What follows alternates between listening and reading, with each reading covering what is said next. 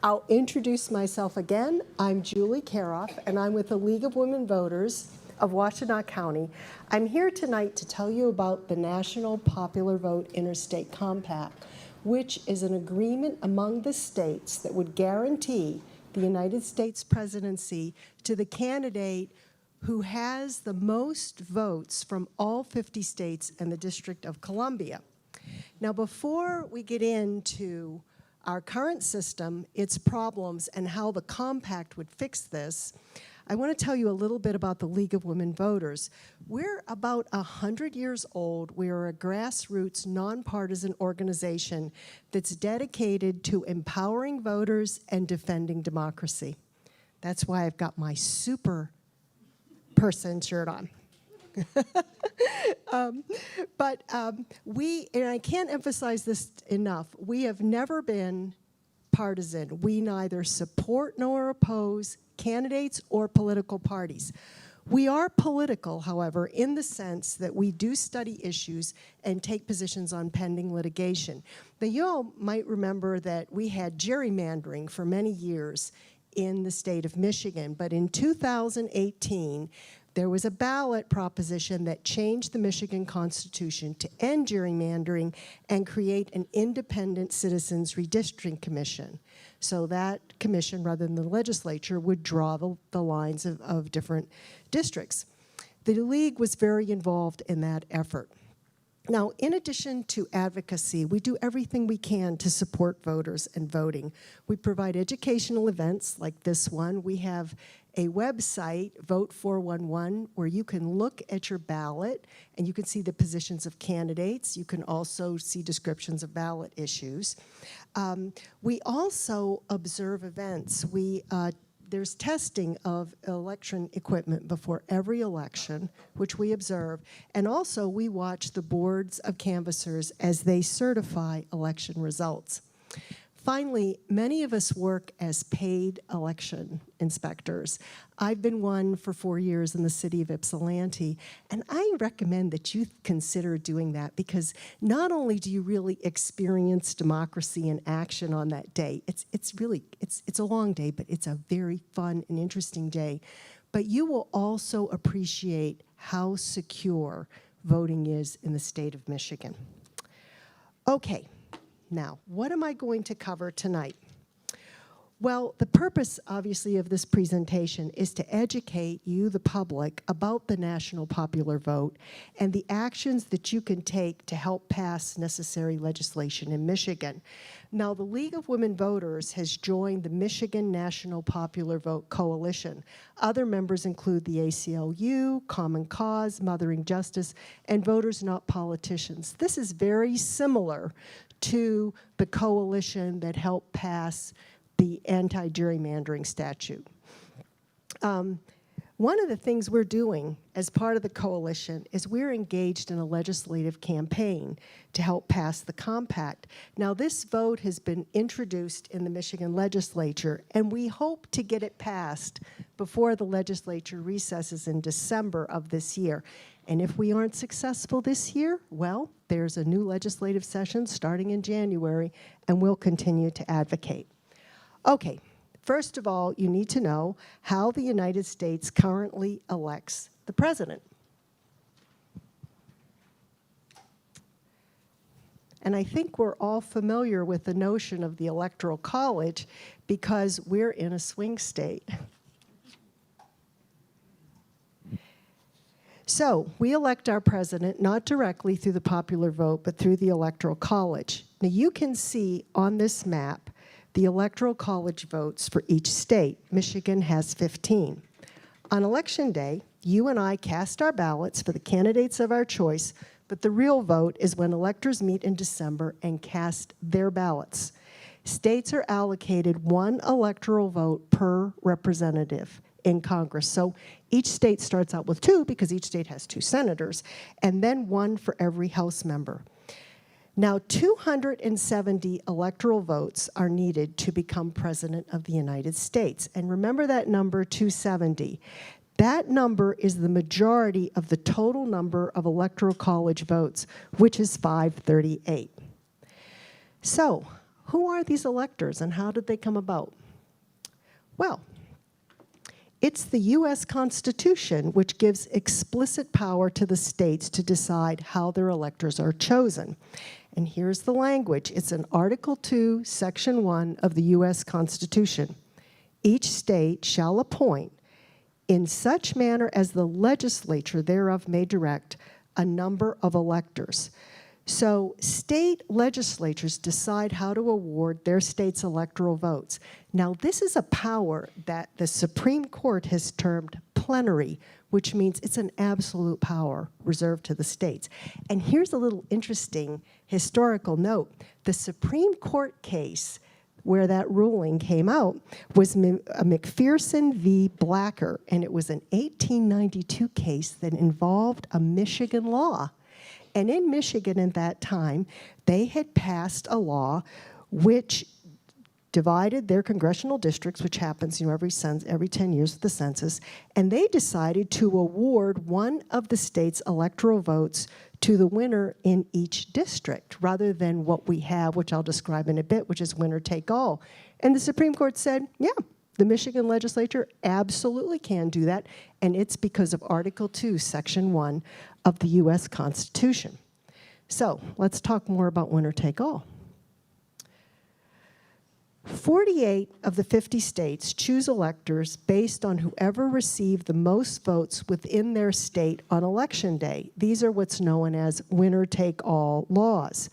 And a winner-take-all method means the candidate who receives the majority of votes in the state's popular vote takes all that state's electors. So let's give an example. In 2020, in California, Democratic candidate Joe Biden received the most votes, so he got all 55 of California's electoral votes. In Texas, Republican candidate Donald Trump received the most votes. He won all 38 of Texas's electoral votes. So, in 2020, if you were one of the 6 million Californians who voted for Donald Trump, or one of the 5.2 million Texans who voted for Joe Biden, your vote effectively was thrown out at the state line.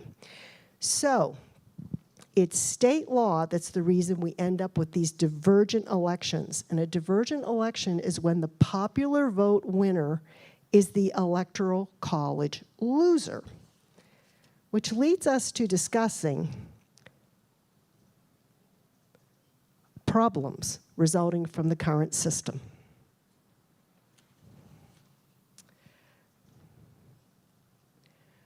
So 5 of 46 presidents lost the popular vote.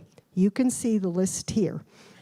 And this is the problem that we are most familiar with. The person with less votes can and frequently does end up in the White House. So you see that 5 times in our nation's history, the candidate who received fewer votes nationwide became the president. And that means more than 10% of our presidents have been elected without even the support of a plurality of the voters. And I think what's interesting about this chart is you can see that you had 3 of these divergent elections in the 19th century, and you've had 2 in the 21st century, but none in the 20th. We've also had 2 near misses in the 21st century. We're currently in an era of close elections, and just in the last 20 years, we've had 2 wrong winner elections. Those are the ones in 2000 and 2016, and 2 near misses. Now, you might be surprised to hear that one of the near misses nearly put a Democrat in office over a Republican, and that occurred in 2004. If 60,000 more voters in Ohio had cast their ballots for John Kerry instead of George Bush, Kerry would have won Ohio, won the Electoral College, and become president despite losing the popular vote by a larger margin than Donald Trump did in 2016. The 2020 election was our second near-miss election in the past 2 decades. If 21,460 voters had changed their mind and not voted for Joe Biden, and those are in 3 states, Arizona, Georgia, and Wisconsin, Donald Trump would have gone on to win a second term despite losing the popular vote by over 7 million votes. Now, what's a second problem with this winner-take-all system? Well, every vote is not equal. Most voters are totally ignored in the general election and have their vote taken for granted. So as a result of the winner-take-all laws, most states are either decidedly red, Republican, or decidedly blue, Democratic. And as we know here in Michigan, because we are not one of those states, candidates for the general election only campaign for a small number of undecided voters who live in closely divided states, known as the swing states or the battleground states. So what happens is the entire general election happens in 12 states or less, and these are the states that actually decide who the next president is. You can see from this chart where general campaign events were distributed in each of these elections, and it comes down to really 12 states. And in this election, as we know, we're down to 7 or 8 swing states. I think we all know what they are, which ones they are, and they're getting all of the attention. Now, having this sort of narrow focus on the voters and ending up with these elections where they don't actually reflect the popular vote has lots of implications at the federal level. One that I think is very much on our minds these days is the Supreme Court. 5 of 9 Supreme Court justices were appointed by popular vote losers.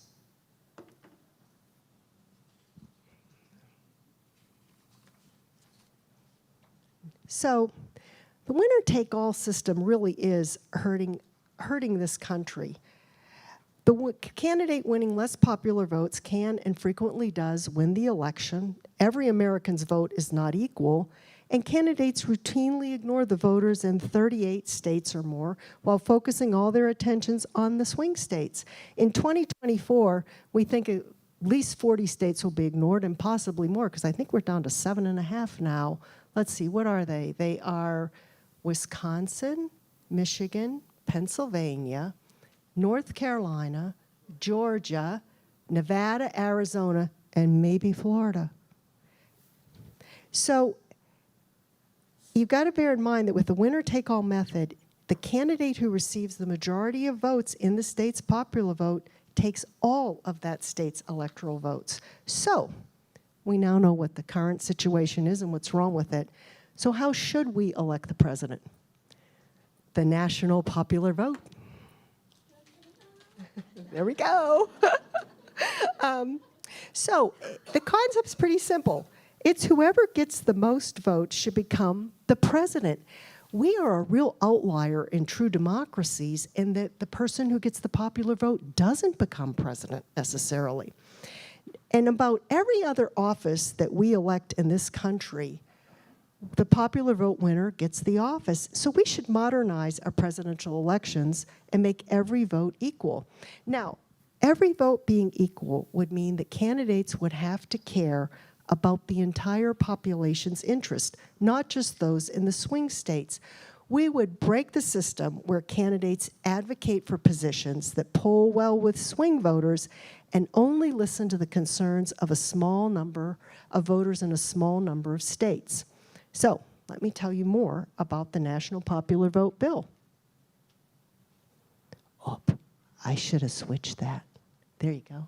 Oh, wait. Okay. Now, we can do this through the National Popular Vote Interstate Compact, and what it does, as I said earlier, it guarantees the presidency to the candidate who receives the most popular votes in all 50 states and the District of Columbia. Basically, if you win the Electoral College, you win the presidency. Well, I'm sorry, I backed that up. If you win the popular vote, you win the Electoral College. And how this works is, it's a bill that's passed by the states to change how they vote in the Electoral College. The states would replace their current law with a new state law that awards their electors to the candidate who wins the popular vote in all 50 states. But here's an important caveat. This bill will go into effect only when states with 270 electoral votes have been committed to the compact. Okay, how can we have this? Well, you remember I showed you Article 2, Section 1 of the U.S. Constitution. We can have a national popular vote for president without a U.S. constitutional amendment because the Constitution already provides for this. Now, you might say to yourself, oh, how will we ever get that many states on board? How will we ever amass 270 electoral votes? Well, we are 77% of the way there. We have 209 of the 270 we need. Now, I want to point out that there are various, let me do this. Here, let me get this. Oh, wait, oh, shoot, here. Ah, there, I got the clicker up. Okay. This map shows the status of the bill in all of the different states. And I want to focus your attention in particular on the orange states, one of which is Michigan, where at least one legislative chamber at one time has passed this bill. Now, these orange states add up to 78 electoral votes, so only 61 more are needed. And if all of the orange states pass the bill, the total would be 287. Now, there are some difficulties with getting these bills passed. One is that legislative sessions tend to end at different times and have different lengths, and usually legislation has to be reintroduced at a new session, which you're going to hear about when I recount later the history of the bill in Michigan. Now, what are the states moving towards the national popular vote? Well, there's Michigan, and as I told you, I'm going to give you updates near the end of the presentation, and then Nevada. Nevada has 6 electoral votes, and the bill has passed both houses of the legislature. It's been signed by the governor, but Nevada law requires voters to approve it. It's on the November 2024 ballot. So when you're looking at all those election results on November 6th or whenever they come out, see if Nevada approved the national popular vote, and let's hope so. All right, now, let's debunk some common misconceptions.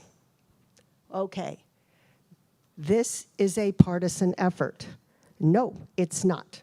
This bill is not a reaction to the 2016 election and was in existence a full decade before Donald Trump was elected. It was first passed in 2007. It isn't a left issue and it isn't a right issue. It's an American issue. It's the idea that all voters' votes should count. And as you'll learn later, in 2018, 15 Republican senators in Michigan joined with the Democrats to sponsor the national popular vote bill in the state of Michigan. One way to think about this is that instead of having swing states, the entire United States would be a swing state, where every vote would count. Okay. Another myth, small states would be hurt by a national popular vote. Well, right now, the small states, and there's about 13 of them that have only 3 or 4 electoral votes, are the most disadvantaged and ignored group of states under the current winner-take-all method of awarding electoral votes. The reason is that political power in presidential elections comes from being a closely divided battleground state. And almost all the small states are non-competitive states in presidential elections. As this graphic shows, the states with 3 or 4 electoral votes, 7 are decidedly Republican and 7 are decidedly Democratic. These small states are not being ignored by candidates for the presidency because of their low population, but because they are not closely divided, and therefore they do not merit being a battleground state. There are a number of the small states that have already joined the National Popular Vote Interstate Compact. They're Hawaii, Delaware, Rhode Island, Vermont, and the District of Columbia. And they know that joining the National Popular Vote Compact makes their voters more relevant. Now, here's another myth. Candidates will just campaign in big states. Well, every vote in every state would matter in every presidential election under the national popular vote. So what that means is a vote in a small state would become as important as any other vote in the United States. And you can see that while in one state, Hillary Clinton in 2016 got 62% of the vote, Donald Trump got an equal, in fact, greater number of votes in 14 other states. There was only a difference of about 1%. So it would pay with the national popular vote compact for candidates for the presidency to go to every state and campaign. Okay. All right, here's another myth. Candidates will just campaign in big cities. The fear is that New York City, Los Angeles, and the dreaded San Francisco would decide who is president, and that is just not the case. It's a very common misconception that people believe that there's a huge population in cities, when in fact, 19.6% of the U.S. lives in the 100 largest cities in the United States, while 20% of the country lives in rural America. So to win the popular vote, a candidate just couldn't campaign to the 20% in rural areas any more than they could just talk to the 19.6% in the big cities. They'd have to speak to both groups to win, and bear in mind they would also have to campaign with the 60% that live in the suburbs, who happen to be evenly divided between Democrats and Republicans. So what will campaigning be like under the national popular vote? Well, currently, under our winner-take-all system, we have two kinds of voters in presidential elections. Those in flyover states, whose votes are irrelevant, and those in battleground states who are hyper-relevant. And the national popular vote corrects this. We don't have to guess about this because we know when every vote matters, for example, in battleground states, candidates go all over the state, to the rural areas, to the cities, to the suburbs, because every vote matters and has the chance to clinch that state's electoral votes. So when I said earlier, what the national popular vote does is it makes all 50 states and the District of Columbia one battleground state. And the candidates would have to appeal to the rural voters throughout the United States, the city voters throughout the United States, and the suburban voters. Okay, now one big question, or really a concern is, well, isn't this contrary to the founders' intent when they drafted the Constitution? Well, first of all, the founders didn't create the current system of electing the president. It took them a very long time, 30 votes over 22 days, to determine how the president should be elected. One of the things they were very, very concerned about was limiting the power of the presidency. They had just broken free of the rule of a king. They didn't want a king, and they didn't want a dictator. So, after coming up with the concept of electors choosing the president, they debated how those electors should be chosen. And our current system is nothing like it was in the founding of our country. In the first presidential election, only 5 states even allowed citizens to vote for the president in any form. And by the way, if you want to hear about that history in more detail, there is a historian, American historian, Heather Cox Richardson, who publishes a Substack letter that comes out. It's called Letters from an American. And on September 20th of this year, she published a letter that really goes in with real detail about the development of the Electoral College. And this controversy about winner take all goes way back to Thomas Jefferson and James Madison and some of our other early leaders. Okay, so the founders decided to create a system where states get to decide, and that's because they felt that the state legislature was the body that was closest to the people and thus would be able to decide what was best for their voters. So remember that constitutional provision. We are asking with the national popular vote for state legislatures to change their state laws exactly as the framers intended. It's their constitutional duty to consider this matter. That's where the power resides under the Constitution. So, What does the national popular vote accomplish? No flyover states, no swing states, no blue states, no red states, just voters. Every voter in every state would be politically relevant to the presidential election for the first time. And I think all of us would perhaps like a bit less political advertising in Michigan right now, and we would have less because they'd have to campaign all over the country. Okay, so what has the League of Women Voters been, what's their involvement here? Well, the United States organization has been very supportive of the national popular vote. And the League in Michigan voted to support this legislation.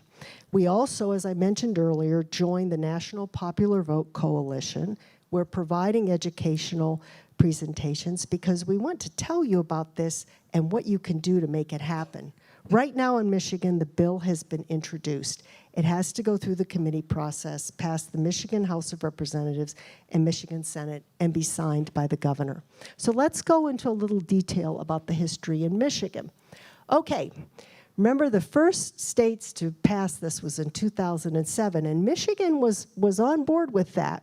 The House of Representatives voted to pass a bill that would have adopted the National Popular Vote Compact. It was bipartisan, 65 to 36. Unfortunately, it didn't make it out of the Senate.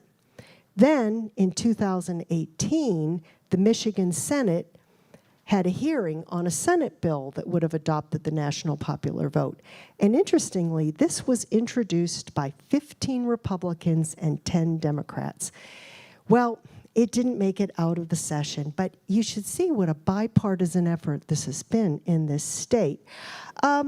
In 2018, there was a hearing on it, again introduced by 14 Republicans and 2 Democrats. Not much happened 2019 and 2020. There was a bill introduced again in the 21-22 session, which was referred to the Committee on Government Operations, where, alas, it died. So, how can you make this happen? Because right now, the Michigan House Elections Committee has voted the bill out. That's right now, at this point, 2024. But no vote has been taken. The Senate Elections and Ethics Committee has not yet considered it.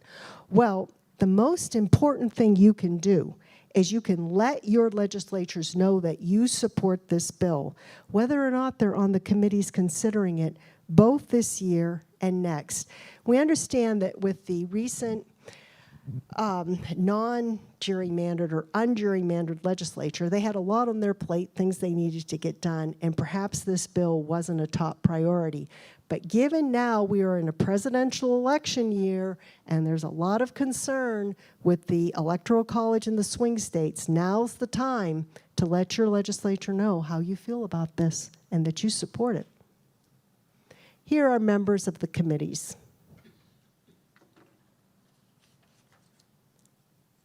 But you don't need to just contact them. You can contact your local representative or senator and tell them, get this bill moving, and if it comes out, let's vote for it. Okay, so the League has taken some actions to support this. We've had a press conference, and that really drove a lot of media attention, mentions, articles to make the public more aware. And interestingly enough, and this again bears on the bipartisan support for this bill, on March 7, representatives of the League of Women Voters of Michigan testified at House Elections Committee on the iteration of the National Popular Vote bill that was before the House. And when the League of Women Voters testified, 2 former Republicans also spoke in favor of the legislation. And who were they? The former Speaker of the Michigan House of Representatives, Charles Perricone, and former Michigan Senate Majority Leader, Randy Richardville. This is truly a bipartisan effort that needs all of our support because, as you know, under the United States Constitution, the legislature has to make this change. They're the ones with the power. Okay, and here's the press conference, and you can see we had representatives from our partners in the coalition as well as one of our state representatives. And here are the groups that are supporting this drive nationally as well as in the state of Michigan. You can see that it's quite a group, and they're fairly diverse in what their interests and what they stand for, but they all believe that this is important to our democracy, that every person's vote should count in electing the president. So, here are some additional resources for you. We always encourage you to go to the League of Women Voters website, but here's something really interesting. The National Popular Vote website, let me show you this. 3.5 inches on this act. And it's really useful. But you don't have to buy this book, you don't have to carry it around. It's available for free on the National Popular Vote website. So it's 3.5 pounds, and well, I think it is 3 inches. It's pretty big, a doorstopper, but worth reading. So, have any questions? Oh, we're going to give you the mic. Yeah, I'm coming up right behind you. And you know what? If I can't answer them, Margaret, would you stand up for a minute?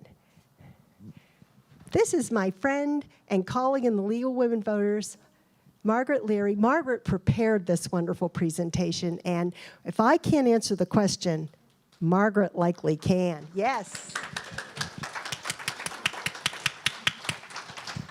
Okay, your question. I'm hoping that someone will give a stab at trying to explain to us what the original rationale was for the Electoral College and for winner-take-all. Okay, well, the original rationale was that the founders didn't want Congress to collude, say, in the choice of a leader. And they didn't want one state with the most votes to be able to pick the leader. Because remember, at that time, we didn't have the kind of mass communication that we have today.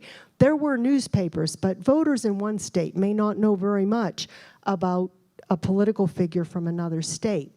So that's why they chose electors, because the idea was that the electors would be appointed solely for the purpose of voting on the president, and then the Electoral College would be disbanded.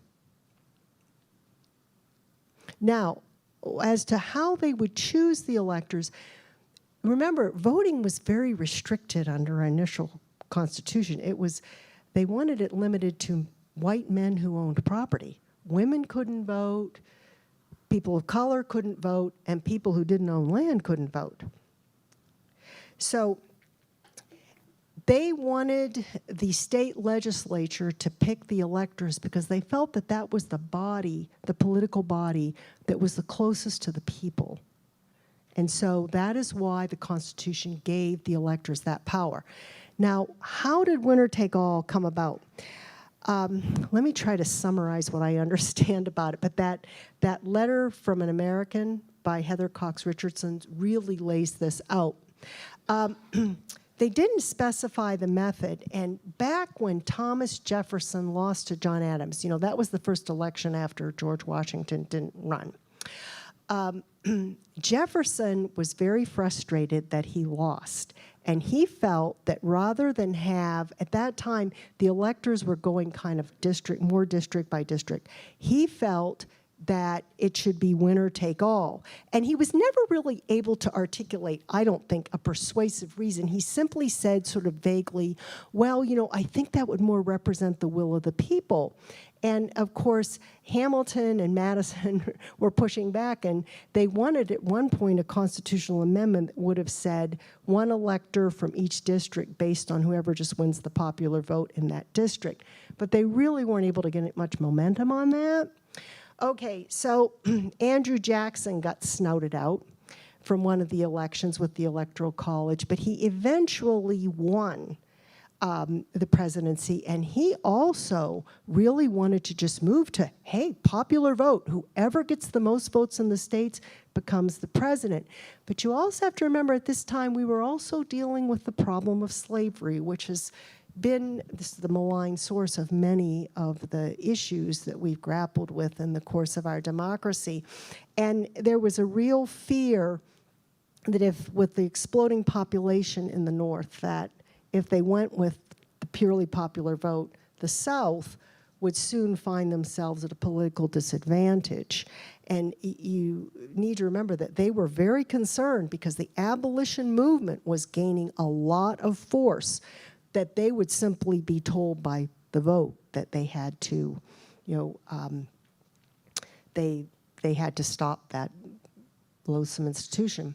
So over time, the states adopted the winner-take-all. I don't really have a good explanation because at one time, as I referred to in that Supreme Court case from the late 19th century, Michigan was doing it district by district. But eventually, winner-take-all took over. And I think that that might have had something to do as well with a concern about the rural vote and immigration in the 1920s. That's also when they capped the number of congressional seats. And in part, it was a reaction to industrialization, urbanization, and the waves of immigrants that came in the early part of the 20th century and late 19th century. So I'm not sure that's a complete answer for you, and it might be more detail than you need, but that's what I know.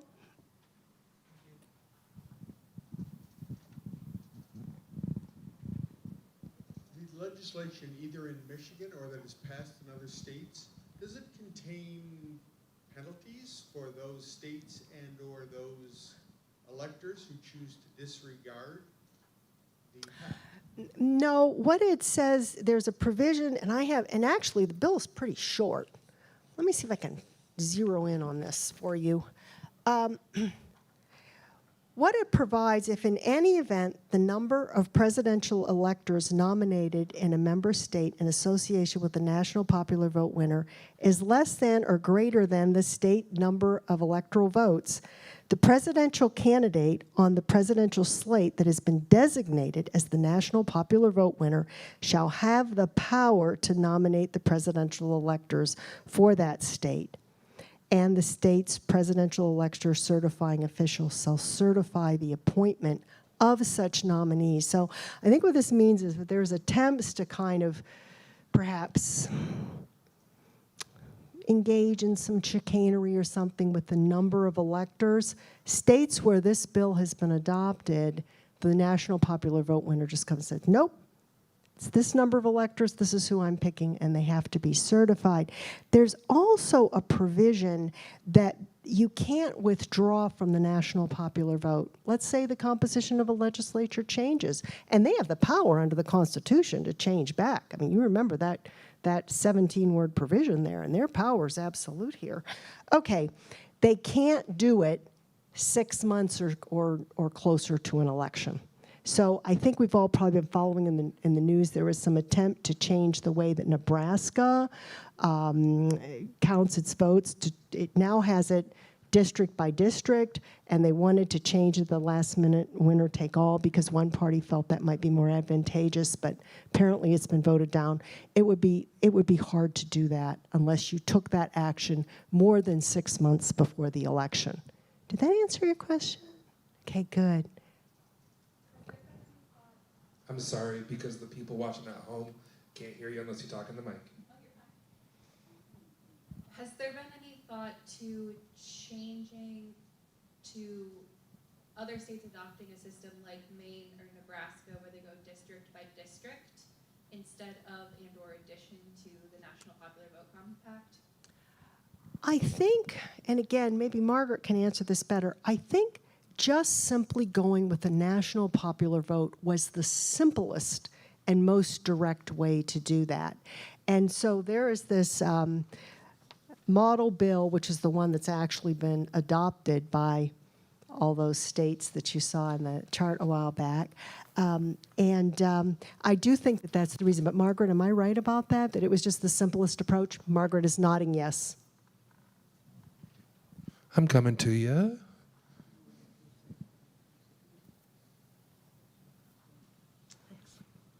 Hi, is there anything in the compact that deals with when there's a close popular vote and the possible need for a recount? How would would that be a national recount or?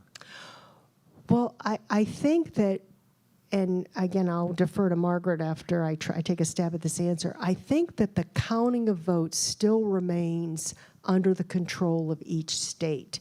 And typically states have laws about when a recount happens. It usually means, typically it's like less than 0.5% difference between the candidates will trigger a recount. And I believe that that is the way that it works. And the idea behind 270, why this bill does not become effective in any of the states that have adopted it until we have adoption by at least 270 states, is to avoid any kind of draw in the Electoral College. Margaret, do I have that right? Okay. Did that answer your question? Okay.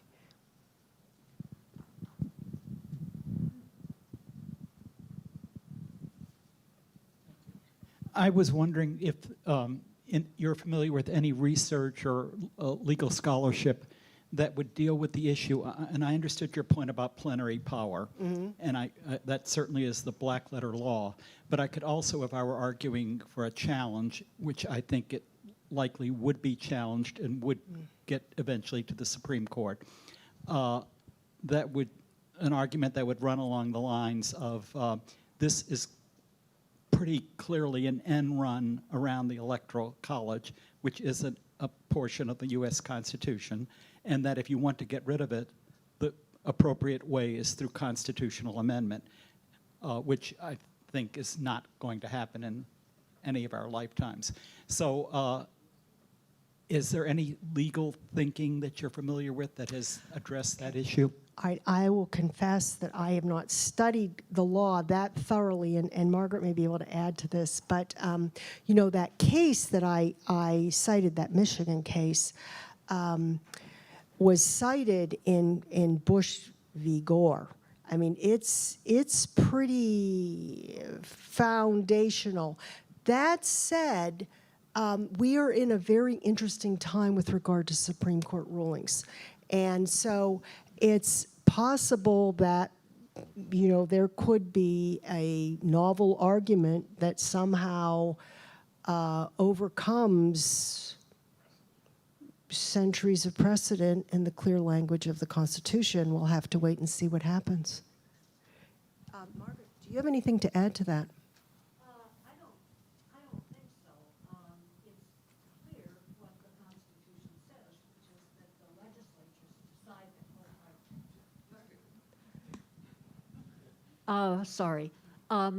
The Constitution says that the state legislatures decide this. And it took a long time, and you just brushed over the history. It took a long time to get where we are now, where the states are mostly all doing it the same way. However, Maine and Nebraska, as we recently heard, don't do it the same way as the other states, and they don't want to change, apparently. So I think it's up to each state. We have somebody back there. Thank you. First of all, what a wonderful presentation. It was outstanding. Well, Tremendous. I thank you, but truly, I was just delivering Margaret's excellent work, but that was very kind of you to say. But as a follow-up to the follow-up to the follow-up of your excellent question, remember the late, great Justice Antonin Scalia, who authored Bush versus Gore, in the context where there was a 900 vote difference in the vote in the state of Florida on Bush versus Gore, Yes. and the Florida Supreme Court, in deciding Florida law, remember this is supposed to be a context where states' rights govern, said, no, let's count the votes in Miami-Dade County. And Scalia famously wrote, and the key part of this, we're going to circle back to your original question, was that it's a profoundly federal question that, notwithstanding Article 2, Section 1 that we saw several times, that it's, you know, this is the state legislatures do this, in federal presidential elections, the federal law governs. And so even though, remember, so, I mean, it's lawyering 101 that says, get the evidence. Let's find out what the vote actually was. And the Supreme Court of Florida said, let's count the votes. And Scalia, writing for the Supreme Court of the United States, said, let's not count the votes. We don't want to know, and in fact, Gore did win Florida and would have won the nation. So it's supposed to be a federal issue apart from, on presidential, apart from the electoral provision of the U.S. Constitution. So I think it's very much a live issue. Now, when you've got, and what was that astounding statistic, 5 of 9 of the Supreme Court justices were appointed by popular vote losers. Go ahead and don't hold your breath on how they're going to come out on that. But I do think it's a live Supreme Court issue if you had a balanced court. So. Well, yes, we've had a lot of live issues coming out in the last couple of years. Some startling decisions, but you know they have been rendered, and they are the law now of the country insofar as they speak to their specific situations. However, remember too, there is something about a popular vote that carries its own force. And that's why it's really important for legislatures to hear what we have to say and pass this bill.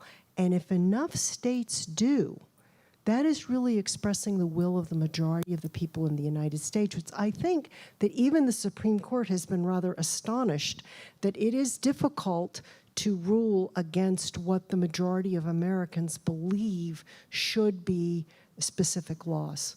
So I do think it's important to we have to obey the law as, of course, courts interpret it, but it can also result in real pushback to then change laws. So don't ever, the whole point of this presentation is to say, don't ever think your vote doesn't matter, because it really does. And here, if we can get this bill passed, we can reach out to all those people that don't live in a swing state. Remember that graph I said, they had the different swing states in all those years? Michigan was there every single time.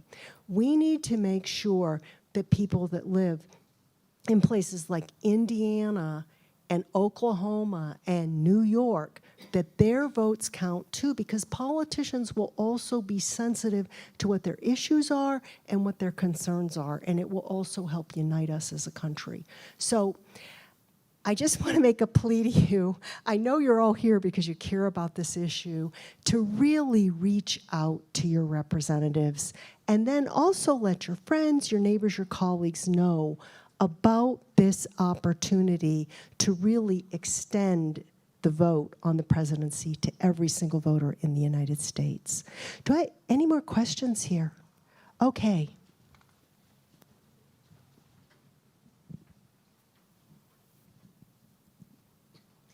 Now, do I have to turn something on? No, okay. I would just like to be clear. When we're saying this is the popular vote, we're not saying that we're just going to counting every vote and the popular vote wins. We're saying we're keeping the Electoral College, which has sort of a convoluted system we're just trying to make the popular vote match the winning number of the Electoral College to determine the presidency. I mean, there's something missing here for me in terms of the explanation. Okay, and I want you to keep asking me until I've got it clear, because it's undoubtedly missing for other people here too, and our audience online. We are not seeking to get rid of the Electoral College. That is the mechanism in the United States Constitution for determining who is the President of the United States.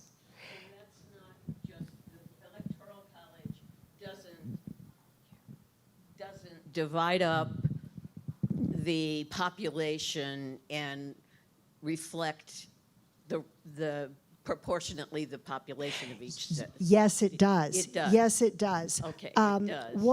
Let me see but if I can. in a weird way. Yeah, let me see if I can figure out what slide that was. Early on, I'm going to buzz back here. It's giving them 2 senators and Yes. then some representatives. and then maybe something else too? Here, we're getting close.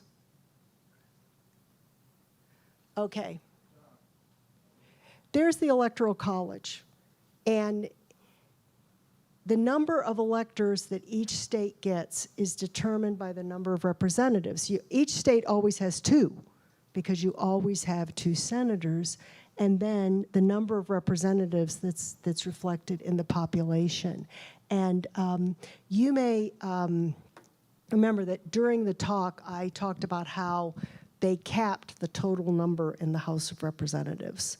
And what that has meant is now each congressional district for the House of Representatives has to have roughly over 700,000 people in it. But what this does is that with every census, every 10 years, the number of congressional representatives and therefore the number of electors can shift depending on where the population is. So there's always going to be that total 538, which is the total number of electors in the Electoral College, and that reflects the 2 senators per state, and then the House of Representatives and the District of Columbia. So that can't change, and the electors are the ones that count, that vote for the president. What this would do is in 48 of the states, you have state legislatures which have said the rule in this state is whoever wins the popular vote in this state gets all of our electors. So you could have a situation in Michigan, which has 15 electoral votes, where maybe one candidate wins over the other candidate by, say, 5,000 votes. But instead of splitting those votes, okay, so you had like 7 going to the losing candidate and then 8 going to the winning candidate, the one who got the extra votes and was the popular winner. The entire 15 goes to the popular winner in the state. So that's when I described how, like, the voters in Texas who voted for Biden in 2020 and the voters in California who voted for Trump in 2020 had their votes thrown out effectively in the state line. That's why, because with winner take all, those votes never count towards who is president. And this is something that state legislatures have decided to do, and they can decide to do something different. And what we're asking them to do is say, look at the popular vote counts in each of the 50 states for the presidential candidates and then the District of Columbia, add them all up, and whoever is the winner of the popular vote in our state, they will get all of our electoral votes. And that's a way to make sure that the person who gets the most votes for president in all 50 states actually becomes the president. I'm not sure I've completely convinced you. Is anybody else unconvinced? Come on, Margaret, teach me.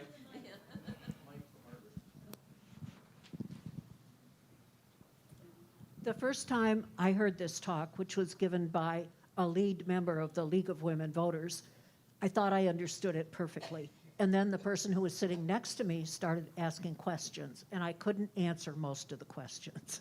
I don't know if that's responsive, Lynn, but it did take me a while to grasp the whole thing. And part of what's important is the 270 that is on this slide is the total number of electors that we want to achieve by states adopting this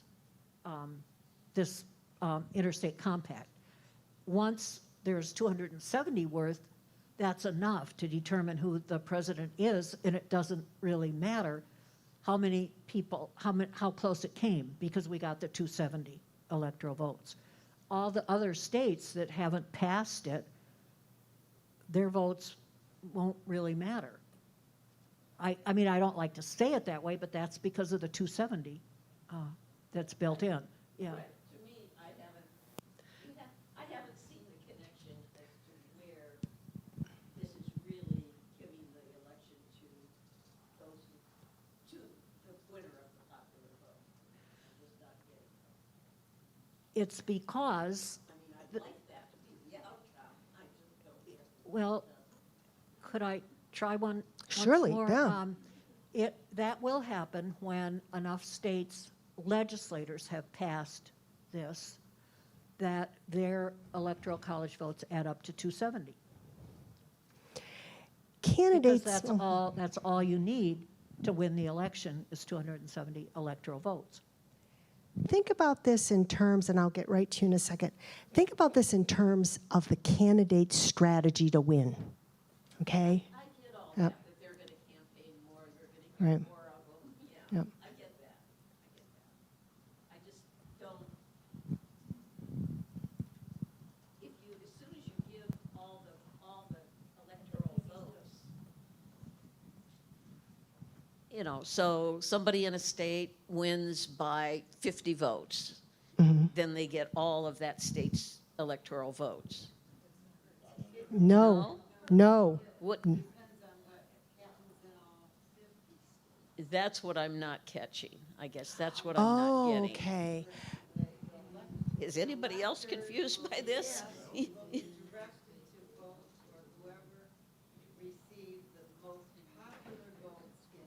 All the states. Okay. Yes. All right. That's the missing step for me. And I'm sorry, I There's- should have done a better there's- job of making that clear to you. No, no, I'm not here to complain. I'm trying to understand and, you know. Okay, all right. What it is that the reason that this encompasses voters in all 50 states and will force campaigners to go to all 50 states and the communities they're in is that in the states that have adopted this bill, their electors cast their vote not for the presidential candidate that wins the majority of votes in their particular state, but rather for the candidate who won the most popular votes in all 50 states. And boy, this is helpful to me in knowing how to present this the next time because I see that there's a number of you that I wasn't getting that point across. Yes. Now we are running out of time here. How do you feel about one more question or? Margaret's holding something up here, and it's the handout, and that may help. I don't have the handout. The handout may help. I hope that everybody can at least see one. It shows the top two items are the current system as it worked in 2016 and as it worked in 2020. Down at the bottom, under the red type, this is what would have happened in 2016 if the election had been conducted using the National Popular Vote Interstate Compact. What would have happened is that Clinton would have won because the Interstate Compact doesn't go into effect until states with a total of 270 or more electoral college votes have passed it. And when that happens, it is the national popular vote. And so in 2016, had this been in effect, this proposal, then Clinton would have won. And I don't know if that helps anybody to understand it, but that's what this handout might help with. We have one more. We'll take one more question, and then we're going to have to say goodnight. A brilliant presentation. I just wanted to add one additional thing that might circle back to the question. Brilliant. Thanks for this tremendous presentation. One additional point. The current United States Constitution, Article 1, Section 11, I think, provides for interstate compacts. This isn't some Johnny-come-lately thing, let's screw Trump out of something. No. In fact, everybody's quite familiar with the Great Lakes Compact that was headed up for many years successfully by Senator Debbie Stabenow of Michigan. 5 states, Wisconsin, Illinois, Indiana, Michigan, and Ohio, states circling the Great Lakes, formed a compact, did a contract, and it was passed by all of the legislatures. And it said that we're going to work together to benefit the Great Lakes, which are important to all 5 of us. And that's completely legitimate. It got challenged. The U.S. Supreme Court amazingly said completely appropriate. So I think this is not radical. And because we have a history of using this, It's actually very pro-democracy. When states can organize as groups to pursue their own self-interest, that's not undercutting democracy, that's enforcing democracy. Well, thank you. And I just wanted to say I appreciated your attention and your great questions, because that allows us to refine our presentation and reach more people. So thanks so much for coming. Get out there, spread the word, and contact your legislatures, please. Thank you.